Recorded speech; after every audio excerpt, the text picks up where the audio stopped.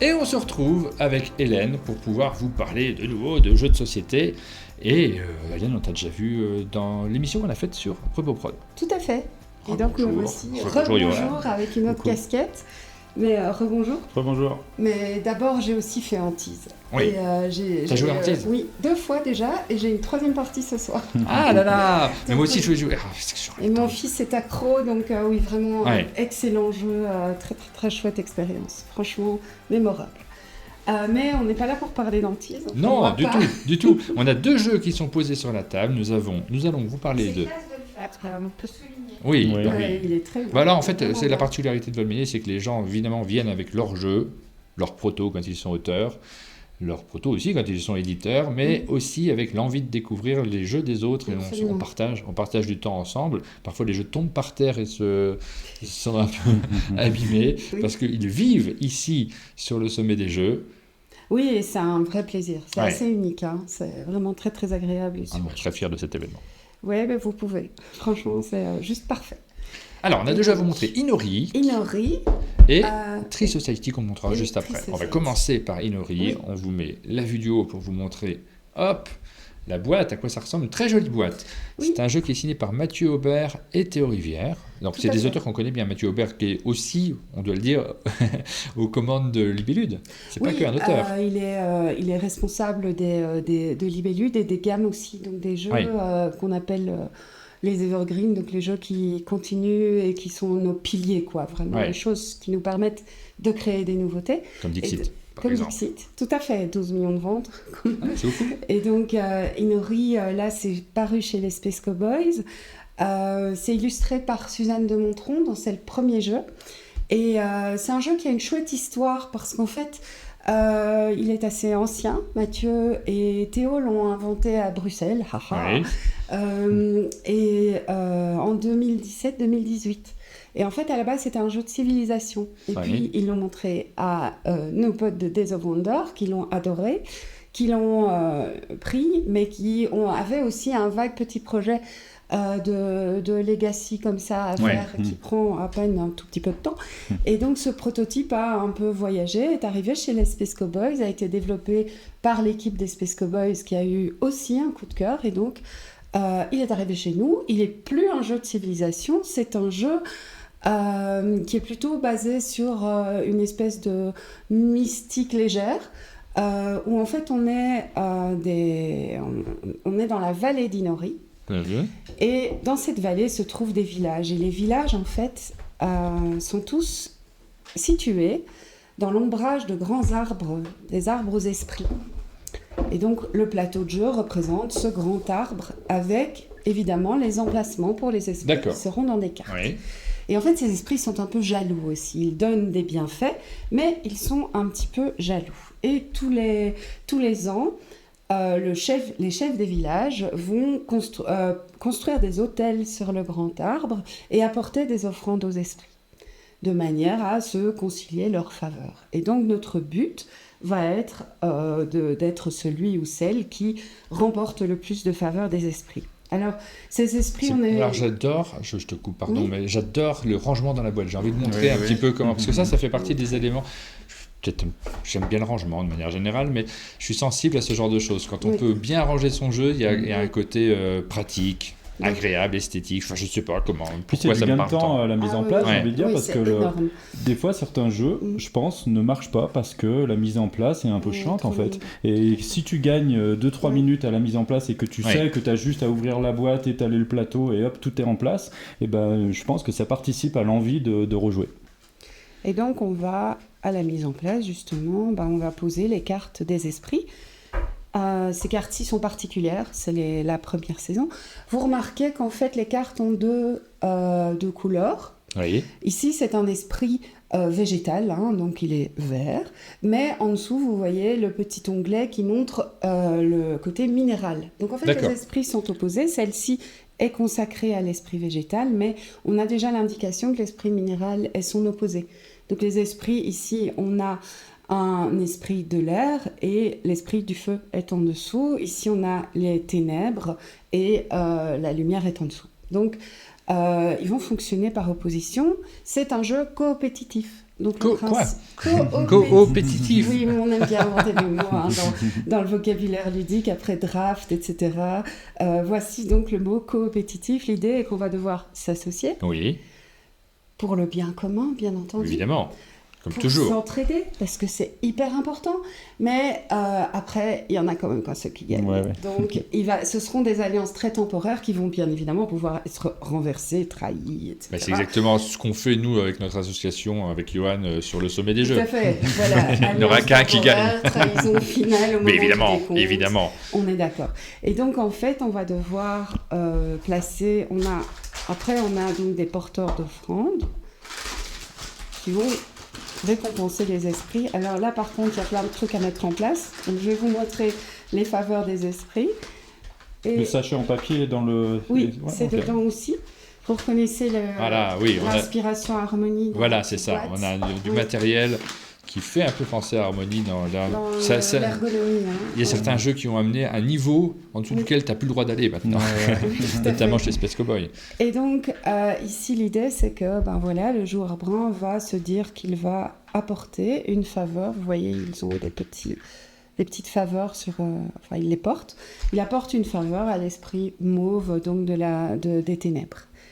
Puis, le joueur beige va se dire, allez, d'accord, je le fais aussi, surtout parce que les petits pions que ça me rapporte m'intéressent. Puis, le brun va continuer pour choper un autre avantage, et le brun va dire, allez, d'accord, et prend l'avantage final.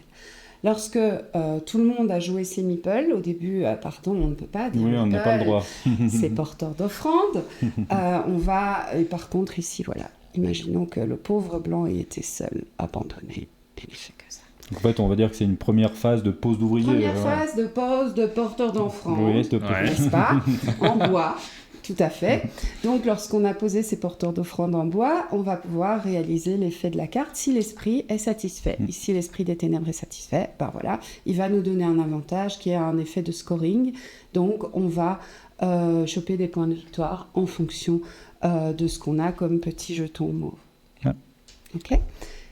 Ici, alors, il paraît qu'on nous demande pourquoi on n'a pas le droit de dire meeple, c'est parce que ça appartient à Hansing Gluck, c'est ça ? C'est ça. Et qui a fait des histoires récemment. Et qui a envoyé, je crois, des petits courriers ou des choses comme ça à tous ceux qui utilisaient le mot meeple. Et comme ils sont un peu inventeurs du mot, on ne sait plus trop si on peut encore l'utiliser. Voilà. Et puis, de toute façon... l'idée étant quand même de respecter le thème et l'histoire qu'on veut raconter. C'est plus chouette de dire porteur d'offrande. C'est vraiment ça devient abstrait maintenant en fait. Oui, tout à fait. Et c'est juste un réflexe d'explication de règles entre joueurs où forcément on retombe toujours sur ce terme-là. Donc ici, en fait, l'esprit de la lumière étant satisfait, on remettra une carte violette ici. Vous avez vu, je traduis même en français puisque chez les Belges on dit que vous dites mauve. On a vu au bingo hier. Oui, au tour suivant, on mettra une carte violette. Par contre, ici, l'esprit de l'air est sacrément mécontent parce qu'il n'a pas reçu les offrandes nécessaires. Et donc, il va s'en aller. Oui. Et apparaîtra l'esprit du feu. D'accord. Qui va, lui, en fait... L'inconvénient pour le joueur, c'est que, évidemment, les cartes mauves ont des avantages cohérents de pose en pose. Si on se retrouve avec un esprit opposé, on va risquer de moins bien comboter au tour suivant. Donc c'est un jeu qui est assez... On peut aussi, poser nos porteurs d'offrandes sur le grand arbre. On crée des hôtels sur le grand arbre qui vont également nous permettre de gagner des faveurs, qui vont nous permettre de gagner des runes, qui vont nous permettre de scorer des points de victoire. Et donc tout ça se combine, se combotte et nous permet d'avancer sur la piste.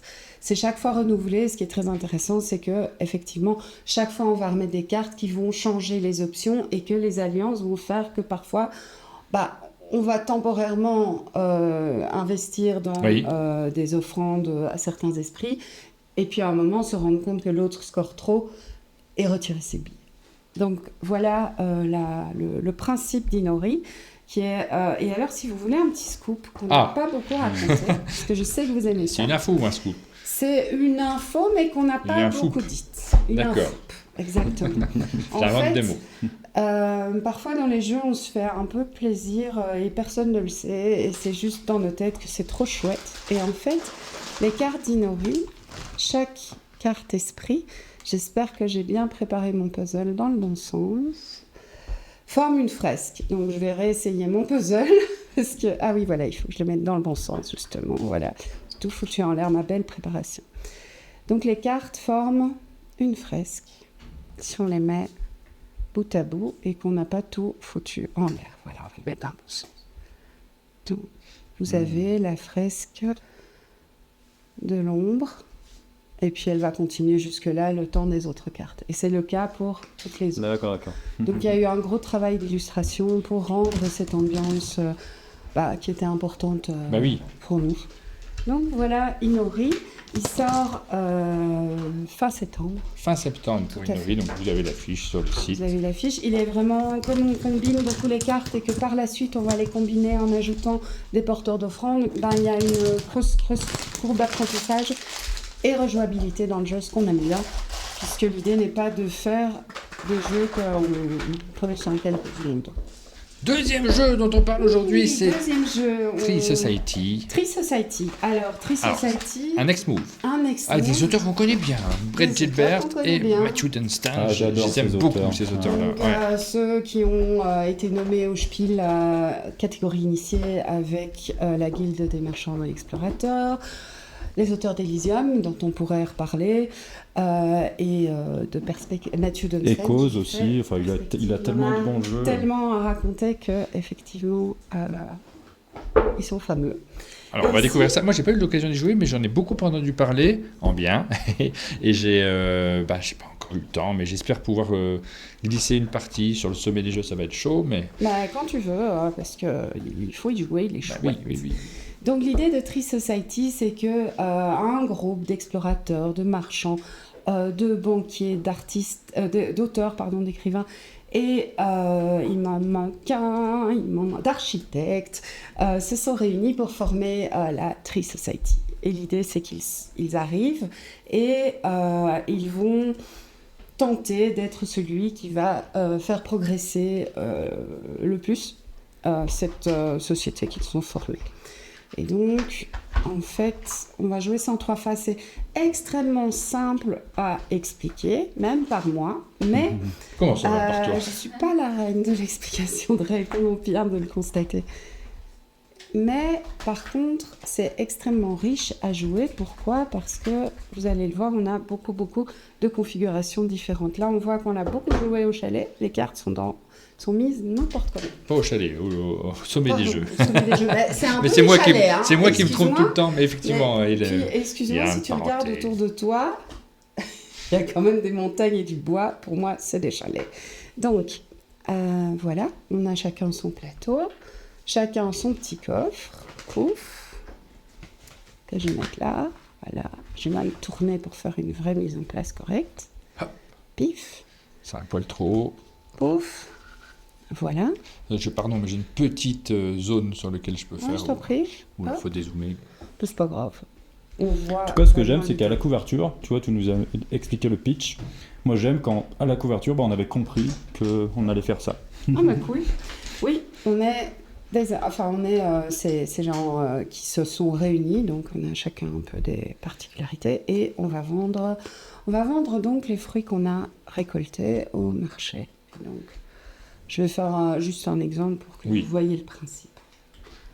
Donc, pouf, voilà, hop, dans ce sens-là, c'est mieux. L'exemple m'arrange, comme quoi le hasard est bien fait, paf. Donc en fait, à mon tour, je fais quoi ? J'ai un peu de sous quand même, pouf, voilà. On me demande la couverture, donc je la mets, la couverture ici, hop. Non, je ne bouge pas. Ouais, je le mets sur le site là pour vous montrer le temps de finir l'installation.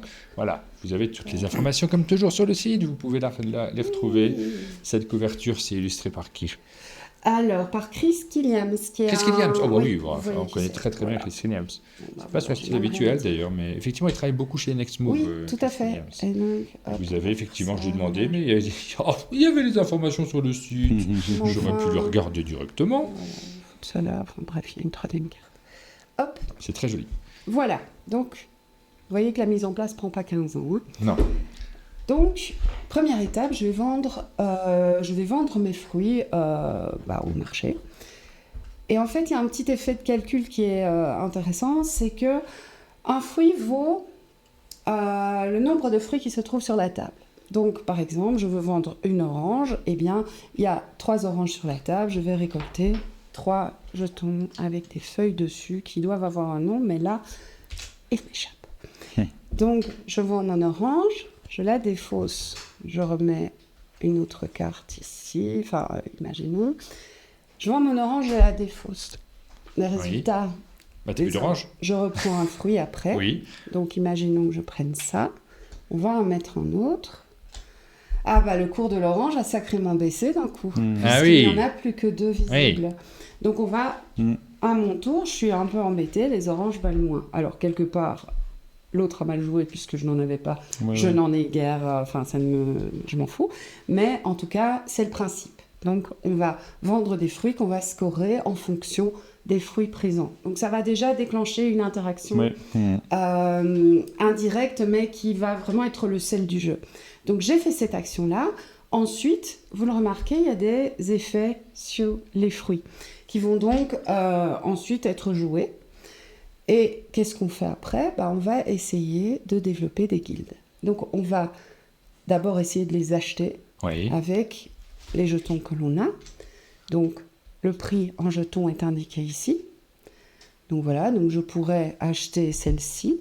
En fait pas puisqu'elle est plus 1. Donc je pourrais acheter celle-ci pour 1 jeton. Donc imaginons que je l'achète, je la mets là. Je la mets, je vais commencer à faire une guilde verte. Je mets un petit pion ici. Ma guilde verte est au premier niveau. J'ai pas d'effet. Mais par la suite, je vais pouvoir bénéficier de différents effets de guildes qui vont comboter à mort, bien sûr. Évidemment, et les guildes ont des couleurs différentes qui vont se combiner. Donc les guildes vertes vont bien fonctionner entre elles et ainsi de suite. Et donc, on va chaque fois acheter un fruit, acheter une carte ou progresser de niveau sur la carte, chaque fois en payant le prix. Et puis ensuite, on va aussi, en même temps ou après ou avant, faire l'effet du fruit. Donc, par exemple, ici, en payant 2, on peut monter de niveau sur les guildes. Avec celui-ci, on va bouger des cartes ici. J'ai très envie d'essayer. Moi, ça, là, je vois des effets, des enchaînements. On nous demande si les cerises sur ta robe comptent pour le calcul du cours de la cerise. Non, mais il se pourrait qu'elle soit volontaire. Bien joué. Vous avez des grands écrans avec une très très bonne résolution. Donc voilà, donc le principe est celui-là. Ce qui est très intéressant, c'est les combinaisons qu'on peut faire avec les guildes. Il y a un autre effet qui est important, c'est qu'en fait, lorsqu'une carte est terminée, on va la retourner ici et on voit qu'on a un hexagone. Et en fait, lorsque quelqu'un a 6 hexagones, c'est la fin de partie. D'accord. Et donc, ça combote, mais il faut faire gaffe. Attention au déclencheur de fin de partie. Il y a 73 cartes guildes, ce qui permet évidemment une très grande probabilité. J'ai envie de jouer, ça y est. Les deux me font très très envie. Et Inuri et Tree Society. Il faut que je me lance dans une partie absolument. Tu as un petit coucou du studio boulonnais. Ah ouais, cool. C'est Maxixou95 qui te passe coucou. Non, je passe coucou à mes collègues adorés. Aline, est-ce qu'on a nos invités suivants ou pas encore ? Oui, ils sont déjà présents. J'ai vite rangé. J'ai pas pu rentrer. J'ai rangé tout mon hasard.